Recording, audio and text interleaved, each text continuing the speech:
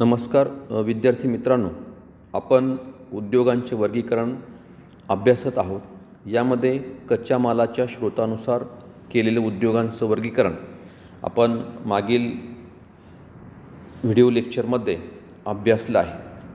आज आपण भांडवल गुंतवणुकीनुसार उद्योगांचे वर्गीकरण हा दुसरा उद्योगांच्या वर्गीकरणाचा मुख्य प्रकार आपण अभ्यासणार आहोत। तर आपल्या भारत देशामध्ये भांडवलाच्या गुंतवणुकीनुसार उद्योगांचं वर्गीकरण हे पुढील प्रकारांमध्ये करता येईल। त्यात पहिला प्रकार आहे तो म्हणजे मोठे उद्योग। मग मोठे उद्योग याचा अर्थ काय आपल्या भारताच्या अनुषंगाने?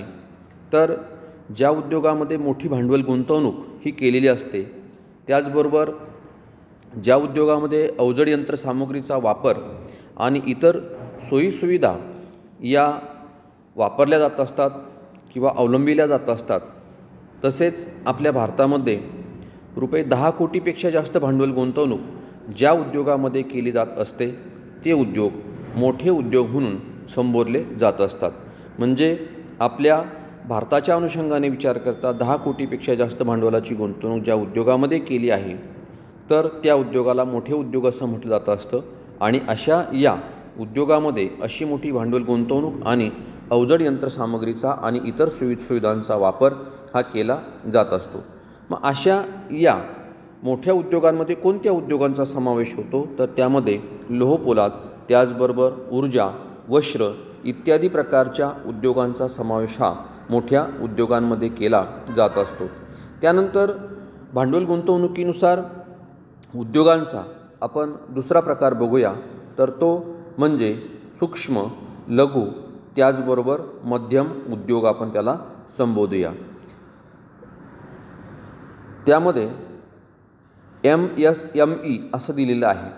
तर MSME याचा अर्थ असा की मायक्रो, स्मॉल अँड मीडियम असे हे सूक्ष्म, लघु आणि मध्यम हे उद्योगांचे प्रकार आहेत। तर आपल्या भारत देशामध्ये सूक्ष्म, लघु आणि मध्यम उद्योगांची व्याख्या ही खालील पद्धतीने केलेली आहे की इथे तुम्हाला एक चार्ट दिला आहे, तक्ता दिलेला आहे। त्या तक्त्यामध्ये उद्योगाचं नाव, त्याचबरोबर यंत्रसंच आणि यंत्रातील गुंतवणूक, त्याचबरोबर उपकरणातील भांडवल गुंतवणूक आणि त्याची काही उदाहरणं इथेही तुम्हाला दिलेली। मग सूक्ष्म उद्योग म्हणजे काय? की ज्या उद्योगामध्ये ₹25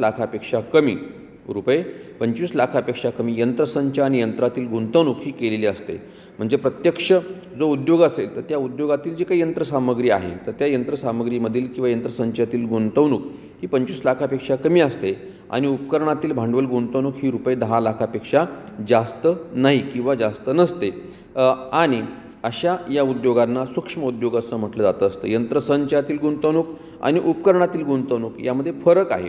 तर अशा रीतीने 25 लाखापेक्षा कमी यंत्रसंच आणि यंत्रातील गुंतवणूक आणि उपकरणातील भांडवल गुंतवणूक ही 10 लाखापेक्षा जास्त नसते, या उद्योगांना सूक्ष्म उद्योग असं म्हटलं जातं। उदाहरणार्थ पेन तयार करण्याचे उद्योग असतील, त्यासाठी फारशा भांडवलाची आवश्यकता लागत नाही।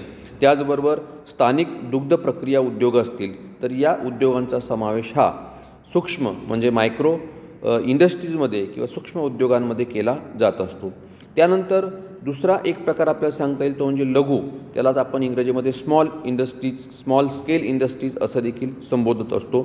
यामध्ये मात्र भांडवल गुंतवणूक जी आहे यंत्रसंचामधील तर ती 25 लाखापेक्षा जास्त असते, परंतु 5 कोटीपेक्षा कमी असते। तर अशा या भांडवलाची गुंतवणूक ही लघु उद्योगामध्ये केली जात असते। उपकरणातील भांडवल गुंतवणूक जी आहे तर ही भांडवल गुंतवणूक ₹10 लाखापेक्षा जास्त परंतु ₹2 कोटीपेक्षा कमी असते। अशा उद्योगांना लघु उद्योग असं संबोधलं जात असतं। मग लघु उद्योगाची उदाहरणं आपल्याला इथं पुन्हा सांगता येतील की बाटली, त्याचबरोबर लहान खेळणी, कागद निर्मिती यासारखे जे काही उद्योग आहेत तर त्या उद्योगांचा समावेश हा लघु उद्योगांमध्ये केला जात असतो। त्यानंतर तिसरा प्रकार आपण बघूया तो म्हणजे मध्यम उद्योग। तर मध्यम उद्योगामध्ये ₹5 कोटीपेक्षा जास्त परंतु ₹10 कोटीपेक्षा कमी भांडवलाची गुंतवणूक ही यंत्रसंच त्याचबरोबर यंत्रातील गुंतवणुकीसाठी केली जाते। आणि उपकरणातील भांडवल गुंतवणूक जी आहे तर ती ₹2 कोटीपेक्षा जास्त परंतु रुपये 5 कोटीपेक्षा कमी असते. अशा उद्योगांना मध्यम उद्योग असं म्हटलं जात असतं. मीडियम इंडस्ट्री त्याला आपण म्हणूया. तर असा हा उद्योगाचा तिसरा प्रकार आपल्याला सांगता येईल. यामध्ये सायकल, दूरदर्शन संच, रेडिओ इत्यादी सारख्या उद्योगांचा समावेश हा या उद्योगांमध्ये केला जात असतो. तर अशा रीतीने आपल्याला सूक्ष्म, लघु आणि मध्यम उद्योगांमधील भांडवलाची गुंतवणूक, त्याचबरोबर उपकरणातील भांडवल गुंतवणूक आणि त्याची काही उदाहरणं ही या ठिकाणी स्पष्ट करता येतील. त्यानंतर पुढचा मुख्य उद्योग प्रकार जो आहे तर तो आपल्याला बघायचा आहे. तर तो म्हणजे कुटीरोद्योग किंवा त्याला गृहउद्योग असं देखील म्हटलं जात असतं. मग कुटीरोद्योग किंवा गृहउद्योग याचा अर्थ काय की ज्या उद्योगामध्ये कुटी याचा अर्थ झोपडी, ग्रह म्हणजे घर, म्हणजे जे घरातल्या घरात किंवा अतिशय छोट्या जागेमध्ये चालतात त्यांना कुटीरोद्योग किंवा गृहउद्योग असं संबोधलं जात असतं. मग मानवी श्रमाचा वापर अशा या उद्योगामध्ये मोठ्या प्रमाणावरती केला जातो. त्याचबरोबर स्थानिक प्रदेशामध्ये जो कच्चा माल उपलब्ध होतो तर त्या कच्च्या मालापासून पक्का माल तयार करण्याचा हा उद्योग आहे. त्यामध्ये हा उद्योग मगाशीच मी म्हटलं की घरगुती स्वरूपाचा उद्योग आहे. हा उद्योग घरगुती स्वरूपाचा आहे, म्हणजे घरातल्या घरात किंवा घरातील सदस्यांच्या सहाय्याने हा उद्योग केला जात असतो, चालवला जात असतो. मग अशा या उद्योगामध्ये नेहमीच्या वापरासाठीच्या वस्तूंची निर्मिती ही प्रामुख्याने या उद्योगांमध्ये केली जात असते. त्याचबरोबर स्थानिक बाजारामध्ये वस्तू विक्रीसाठी उपलब्ध करून दिल्या जात असतात किंवा स्थानिक बाजारपेठेमध्ये विक्रीसाठी वस्तू या उत्पादित केल्या जात असतात. म्हणजे स्थानिक बाजारपेठेमध्ये कोणत्या प्रकारच्या वस्तूंची मागणी आहे त्याला अनुसरून अशा प्रकारच्या वस्तूंची निर्मिती ही घरगुती स्वरूपामध्ये केली जात असते. आणि अशा या उद्योगासाठी भांडवल आणि वाहतुकीचा खर्च देखील कमी असतो, कारण का घरातल्या घरात हा उद्योग चालतो. त्याचबरोबर जास्त दूरपर्यंत मालाची वाहतूक, पक्क्या मालाची वाहतूक करावी लागत नाही. स्थानिक प्रदेशामधूनच कच्चा माल उपलब्ध होतो, म्हणून यासाठी भांडवल आणि वाहतुकीचा खर्च हा कमी असतो. मग अशा या कुटीरोद्योगामध्ये प्रामुख्याने कुंभार, विणकर, लोहार, सुतार आणि हस्तकला उद्योग यातील जे कारागीर असतात ते या उद्योगामध्ये गुंतलेले आढळतात. बघा की दिवाळीचा सण आला तर किंवा घटस्थापनेचा सण जर आला तर त्यावेळेस प्रामुख्याने कुंभार लोक जे असतात किंवा हे जे कारागीर आहेत हे मातीची मडकी, त्याचबरोबर दिवाळीमध्ये पंत्या यासारखी उत्पादनं जी ती तयार करतात आणि ती स्थानिक बाजारपेठेमध्ये विकतात. म्हणजे घरातील सदस्यांच्या सहाय्याने हा व्यवसाय घरगुती स्वरूपामध्ये केला जातो. विणकर असेल, विणण्याचं काम करतात, बाजारपेठेमध्ये ते विकतात. लोहार असेल तर लोखंडापासून वेगवेगळ्या प्रकारची अवजारं किंवा वस्तूंची निर्मिती करतात, बाजारामध्ये विकतात. त्याचबरोबर सुतार असतील तर शेतीसाठी लागणारे अवजारं असतील किंवा आज आपण बघतो की वेगवेगळ्या प्रकारची फर्निचरची निर्मिती देखील या व्यक्तींच्या माध्यमातून केली जात असते. किंवा हस्तकला उद्योग आहे. तर अशा प्रकारचे जे उद्योग आहेत तर ते उद्योग प्रामुख्याने या कुटीरोद्योगामध्ये किंवा गृहउद्योगामध्ये केले जात असतात.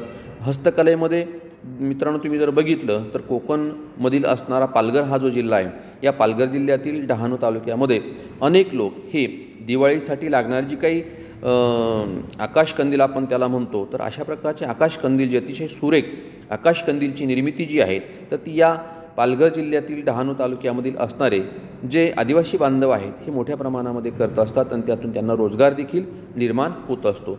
तर अशा या लोकांच्या माध्यमातून किंवा अशा कारागिरांच्या माध्यमातून हा उद्योग आपल्या देशामध्ये चालतो.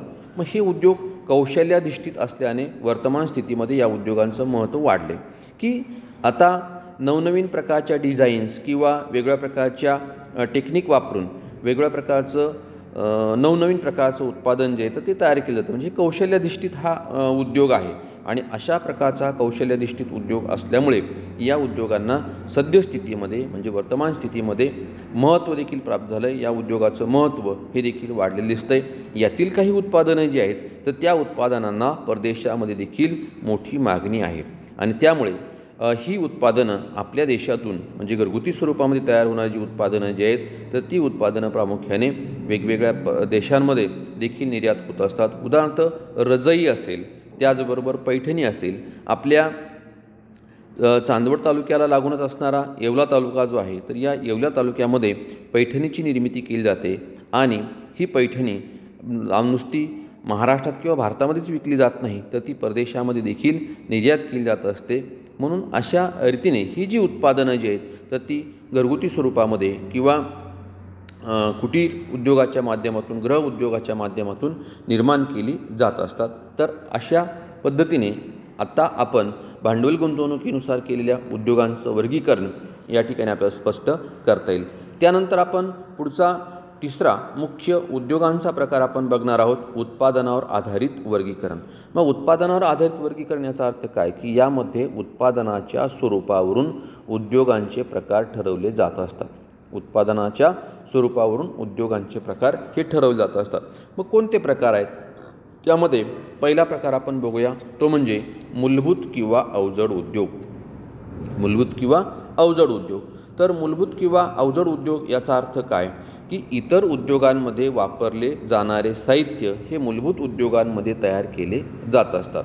म्हणजे जे मोठे उद्योग असतात तर त्या मोठ्या उद्योगांना लागणारे जे काही साहित्य आहे तर ते साहित्य या उद्योगामध्ये मूलभूत किंवा अवजड उद्योगामध्ये तयार केलं जात असतं. उदाहरणार्थ खाणीतून लोह खनिज बाहेर काढल्यानंतर ते अशुद्ध स्वरूपामध्ये असतं आणि अशुद्ध स्वरूपातील लोह खनिज हे शुद्ध करून त्यापासून शुद्ध स्वरूपातील लोहपोलादाची निर्मिती केली जाते की जे लोहपोलाद हे वेगवेगळ्या उद्योगांमध्ये कच्चा माल म्हणून वापरलं जात असतं. अशा उद्योगांना मूलभूत उद्योग किंवा अवजड उद्योग असं म्हटलं जात असतं. उदाहरणार्थ लोहपोलाद उद्योगांमधील पोलादाचा उपयोग हा वाहन निर्माण करण्याच्या उद्योगामध्ये केला जातो. त्याचबरोबर वेगवेगळ्या प्रकारची अवजड यंत्रसामग्री जी आहे तर त्या अवजड यंत्रसामग्री आणि इतर उद्योगधंद्यांमध्ये देखील केला जात असतो. त्यांनाच आपण मूलभूत किंवा अवजड उद्योग असं संबोधत असतो. म्हणजे लोहखनिजापासून पोलादाची निर्मिती होते की ज्या पोलादाचा वापर हा वेगवेगळ्या प्रकारच्या उद्योगांमध्ये केला जात असतो. मग त्यामध्ये मी तुम्हाला सांगितलं की उदाहरणार्थ वाहन निर्मितीचा उद्योग असेल, त्याचबरोबर अवजड यंत्रसामग्री निर्माण करण्याचा उद्योग असेल किंवा इतर उद्योग असेल, तर अशा रीतीने या पोलादाचा उपयोग हा वेगवेगळ्या कारणांसाठी केला जातो. आपण बहुतांश शेतकऱ्यांची मुलं आहात, त्यामुळे तुम्हाला माहिती आहे की लोह पोलादाचा वापर हा कोणकोणत्या गोष्टींसाठी केला जातो. उदाहरणार्थ अँगल्स तयार करण्यासाठी किंवा शेतीची अवजारं तयार करण्यासाठी, पत्रे तयार करण्यासाठी, अशा वेगवेगळ्या गोष्टींसाठी लोह पोलादाचा वापर हा केला जात असतो. पुढचा त्यातील दुसरा प्रकार आपण बघूया, तर तो म्हणजे ग्राहक उपयोगी किंवा हलके उद्योग. तर ग्राहक उपयोगी वस्तू उद्योग किंवा हलके उद्योग म्हणजे काय की या उद्योगामध्ये तयार झालेला जो माल आहे तर हा थेट ग्राहकांच्या वापरासाठी तयार असतो. त्याला ग्राहक उपयोगी वस्तू उद्योग असं म्हटलं जात असतं की या उद्योगामध्ये तयार होणारा माल हा थेट ग्राहकांच्या वापरासाठी तयार असतो. मग असे कोणते उद्योग आहे? उदाहरणार्थ दैनंदिन वापरातील घड्याळे, मनगटी घड्याळे असतील तर ही मनगटी घड्याळांचा उद्योग जो आहे तर ती वस्तू अवजड आहे का? नाही, तर ती हलकी आहे, ग्राहक उपयोगी आहे आणि म्हणून अशा प्रकारच्या वस्तूंचा समावेश हा या प्रकारच्या उद्योगांमध्ये केला जात असतो. त्याचबरोबर इलेक्ट्रॉनिक वस्तू असतील, उदाहरणार्थ मोबाईल आहे, हा देखील एक ग्राहक उपयोगी वस्तू आपल्याला सांगता येईल. त्याचबरोबर वस्त्रोद्योग आहे, औषधी उत्पादनं आहेत, तर इत्यादी जी उत्पादनं जी आहेत तर ती ग्राहक उपयोगी उद्योगामध्ये किंवा हलक्या उद्योगामध्ये त्यांचा आपल्याला समावेश हा करता येईल. त्यानंतर पुढील प्रकार आपण बघूया, तर तो म्हणजे सहाय्यभूत उद्योग किंवा त्याला आपण पूरक उद्योग असं देखील म्हणतो. या अगोदर देखील आपण एक उद्योग जो आहे तर त्या उद्योगाविषयीची माहिती ही आपण बघितली की स्थानमुक्त उद्योग. की स्थानमुक्त उद्योगामध्ये काय केलं जातं की स्थानमुक्त उद्योगामध्ये वेगवेगळ्या प्रकारची जी उत्पादनं जी आहेत तर ती उत्पादनं वेगवेगळ्या ठिकाणी ही तयार केली जात असतात. स्थानाचं विभाजन हे केलं जात असतं, विकेंद्रित पद्धतीने वस्तूंचं उत्पादन घेतलं जातं आणि त्याची जुळवणी ही केली जात असते. म्हणून इतर उद्योगांसाठी वापरात येणारी सुटे भाग असतील किंवा यंत्र असतील तर असे तयार करण्याचे काही कारखाने जे आहेत किंवा उद्योग जे आहेत तर त्या उद्योगांचा समावेश हा सहाय्यभूत किंवा पूरक उद्योगांमध्ये केला जात असतो. मग यातील जो पक्का माल आहे या पक्क्या मालाच्या आधारे मोठी यंत्रे किंवा मोटार गाड्या किंवा रेल्वे इंजिन इत्यादींची निर्मिती मोठ्या उद्योगांमध्ये होत असते.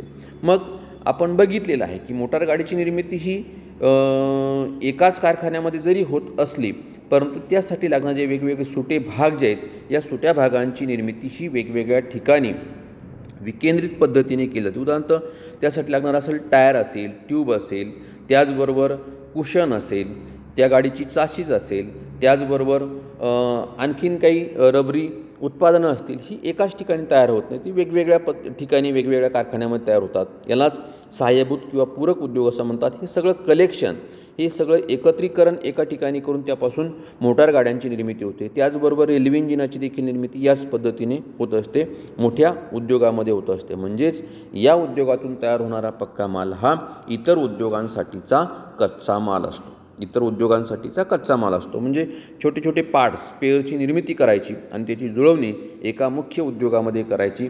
आणि अशा प्रकारचे जे छोटे छोटे जे उद्योग आहेत त्यांनाच आपण सहाय्यभूत उद्योग किंवा पूरक उद्योग संबोधतो. उदाहरणार्थ खेळे असतील, त्याचबरोबर चाके असतील, लोखंडी सळया असतील, त्याचबरोबर लोखंडी पत्रे असतील, तर हे जे उद्योग आहेत तर त्या उद्योगांना सहाय्यभूत उद्योग किंवा पूरक उद्योग म्हणून संबोधलं जात असतं.